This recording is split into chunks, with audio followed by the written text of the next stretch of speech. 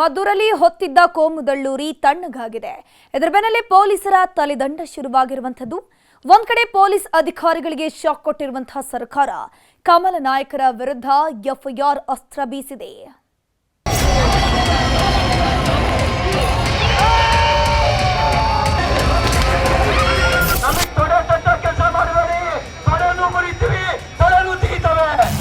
ಯಾರೇ ಕಾನೂನು ವಿರುದ್ಧವಾಗಿ ಮಾಡಿದರೆ ಅವ್ರ ಮೇಲೆ ಕ್ರಮ ತಗೊಳ್ತಾರೆ.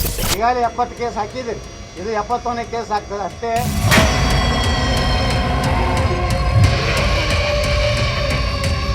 ಯಾರೇ ಆದರೂ ಒಬ್ಬ ಕಾನೂನು ಸಾಮಾನ್ಯ ಜನರಿಗೂ ಒಂದೇ ಜನಪ್ರತಿನಿಧಿ. ಕಾಂಗ್ರೆಸ್ ಸರ್ಕಾರನೋ ಅಥವಾ ತಾಲಿಬಾನ್ ಸರ್ಕಾರ? ಹೊತ್ತಿ ಉರಿದ ಮದ್ದೂರು ಈಗ ಶಾಂತ. ಕಾಕಿ ತಲೆದಂಡ, ಅಬ್ಬರಿಸಿದ ಬಿಜೆಪಿಗರ ವಿರುದ್ಧ ಎಫ್ಐಆರ್. ಮಂಡ್ಯದ ಮದ್ದೂರಿನಲ್ಲಿ ಎದ್ದಿದ್ದ ಗಣೇಶೋತ್ಸವದ ಕಾಡ್ಗಿಚ್ಚು ಕೊಂಚ ತಣ್ಣಗಾಗಿದೆ. ಇಡೀ ಊರಲ್ಲಿ ಧಗಧಗಿಸಿದ್ದ ಕೋಮು ದಳ್ಳೂರಿ ಶಾಂತವಾಗಿದೆ. ಗಣೇಶ ಮೆರವಣಿಗೆ ವೇಳೆ ಕಲ್ಲು ತೂರಿದ್ದ ಧರ್ಮಾಂಧರು ಕೂಡ ಕಂಬಿ ಹಿಂದೆ ಸೇರಿದ್ದಾಯ್ತು. ಇದೀಗ ಪೊಲೀಸರ ತಲೆದಂಡದ ಜೊತೆಗೆ ಕಮಲ ನಾಯಕರ ಮೇಲಿಂದ ಮೇಲೆ ಕೇಸ್ಗಳು ಬೀಳ್ತಿವೆ. ಕಲ್ಲೇಟಿನ ಊರಲ್ಲಿ ಅಬ್ಬರಿಸಿ ಹೋದವರ ಮೇಲೆ ಸರ್ಕಾರವು ಎಫ್ಐಆರ್ ಅಸ್ತ್ರ ಹೂಡಿದೆ.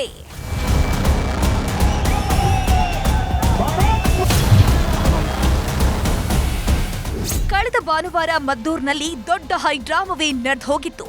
ಪ್ರತಿಭಟನೆ ಜೊತೆಗೆ ಆಕ್ರೋಶದ ಜ್ವಾಲೆಯೂ ಧಗಧಗಿಸಿತ್ತು.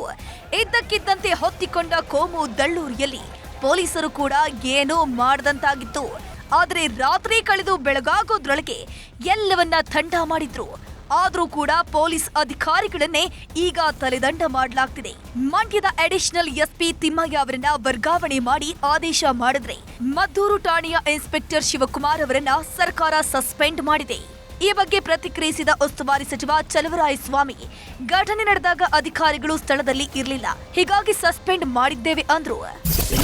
ವರ್ಗಾವಣೆಗೂ ಗಣಪತಿ ವಿಸರ್ಜನಾ ಸಮಾರಂಭದಲ್ಲಿ ನಡೆದಂತ ಘಟನೆಗೂ ಸಂಬಂಧ ಇಲ್ಲ. ಸೊ ಅವರು ಒಂದು ಸ್ಪಾಟ್ ಅಲ್ಲಿ ಇರಲಿಲ್ಲ, ಹಾಗಾಗಿ ಅವ್ರ ಶಿಕ್ಷಣ ಅವ್ರ ಜವಾಬ್ದಾರಿಯನ್ನ ನಿರ್ವಹಿಸಿದ್ರಲ್ಲಿ ಅವರು ಸ್ಪಾಟ್ ಅಲ್ಲಿ ಇರ್ತಾರೆ. ಬಟ್ ಅಂದ್ರೆ ಬಂದೋಬಸ್ತ್ ಮಾಡಿದ್ದಾರೆ, ಏಎಸ್ಐಗಳೆಲ್ಲ ಇದ್ದಾರೆ, ಅವರು ಅಲ್ಲಿ ಇರಬೇಕಾಗಿತ್ತು. ಟೌನ್ ಸರ್ಕಲ್ ಇನ್ಸ್ಪೆಕ್ಟರ್ ಹಾಗಾಗಿ ಪೊಲೀಸರ ತಲೆದಂಡ ಬೆನ್ನಲ್ಲೇ ಕಮಲ ನಾಯಕರ ವಿರುದ್ಧ ಸರ್ಕಾರವು ಬ್ರಹ್ಮಾಸ್ತ್ರವನ್ನ ಹೂಡಿದೆ.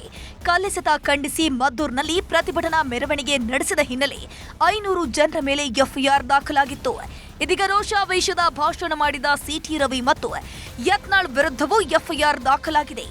ಸಮಾಜದ ಸ್ವಾಸ್ಥ್ಯ ಕೆಡಿಸಲು ಪ್ರಚೋದನಾತ್ಮಕ ಹೇಳಿಕೆ ನೀಡಿದ್ದಾರೆ ಅಂತ ಕೇಸ್ ಹಾಕಿದ್ದಾರೆ. ಎಷ್ಟು ಬೇಕಾದಷ್ಟು ಕೇಸ್ ಹಾಕಿ, ಈಗಾಗಲೇ 70 ಕೇಸ್ ಹಾಕಿದ್ರಿ, ಇದು 71ನೇ ಕೇಸ್ ಆಗ್ತದೆ ಅಷ್ಟೇ. ನಾನು ಯಾವುದೇ ಸಂದರ್ಭದಲ್ಲಿ ಕೇಸ್ ವಾಪಸ್ ತಗೋರಿ ಸಿದ್ದರಾಮಯ್ಯ ಸರ್ಕಾರಕ್ಕೆ ಕೈ ಮುಗಿದು ಕೇಳ್ಕೋದು. ಇವರುಗಳು ಹೋಗಿ ಪ್ರಚೋದನಕಾರಿಯಾಗಿ ಭಾಷಣ ಮಾಡಿ ಮತ್ತೆ ಜನರನ್ನೆಲ್ಲ ಹೆಬ್ಬಿಸಿ ಈ ರೀತಿ ಮಾಡ್ತಕ್ಕಂಥದ್ದು ಸರಿ ಇಲ್ಲ. ವೀರಾವೇಶದಲ್ಲಿ ಮಾತಾಡಿ ಬಳಸಬಾರ್ದಂಥ ಪದಗಳನ್ನೆಲ್ಲ ಬಳಸೋದ್ರಿಂದ ಏನವರು ಅಚೀವ್ ಮಾಡ್ತಾರೆ ಗೊತ್ತಿಲ್ಲ. ಈ ಎಲ್ಲ ಬೆಳವಣಿಗೆಗಳ ಬೆನ್ನಲ್ಲೇ ನಾಳೆ ಕೇಂದ್ರ ಸಚಿವ ಎಚ್.ಡಿ. ಕುಮಾರಸ್ವಾಮಿ ಮದ್ದೂರಿಗೆ ಭೇಟಿ ನೀಡಲಿದ್ದಾರೆ. ಒಟ್ನಲ್ಲಿ ಬೂದಿ ಮುಚ್ಚಿದ ಕೆಂಡದಂತಾಗಿರೋ ಊರಲ್ಲಿ ರಾಜಕೀಯ ಕದನ ಜೋರಾಗಿದೆ. ಸುನಿಲ್ ಗೌಡ, ನ್ಯೂಸ್ 18 ಮಂಡ್ಯ.